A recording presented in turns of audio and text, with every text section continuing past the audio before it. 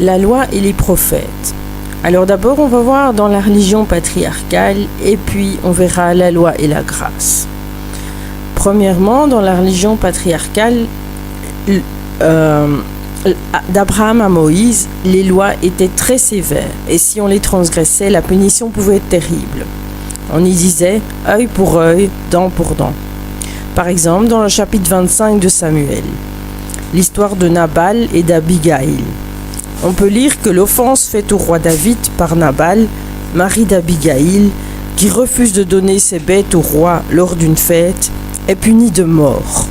Le roi fait respecter les lois, mais sa femme Abigaïl arrive à apaiser la colère de David. On voit aussi que les pharisiens cherchaient à lapider toute femme adultère. Jean chapitre 8 versets 1 à 11 et à juger sévèrement tout acte qui ne respectait pas la loi. Marc chapitre 2 versets 23 à 28, les épis arrachés. Le Christ répond aux pharisiens qui l'accusent d'arracher des épis de blé le jour du sabbat. Le sabbat a été fait pour l'homme et non l'homme pour le sabbat. Par ces deux récits, la femme adultère et les épis arrachés, on voit que Jésus-Christ est loin d'appréhender la loi de la même manière que le faisaient ces hommes d'avant. Dans Matthieu chapitre 5 versets 1 à 46 par exemple, Jésus nous parle du bonheur avec lui, les béatitudes, versets 1 à 12. Et plus loin, chapitre 5 versets 17 à 46, il nous parle de l'accomplissement de la loi et de la justice nouvelle.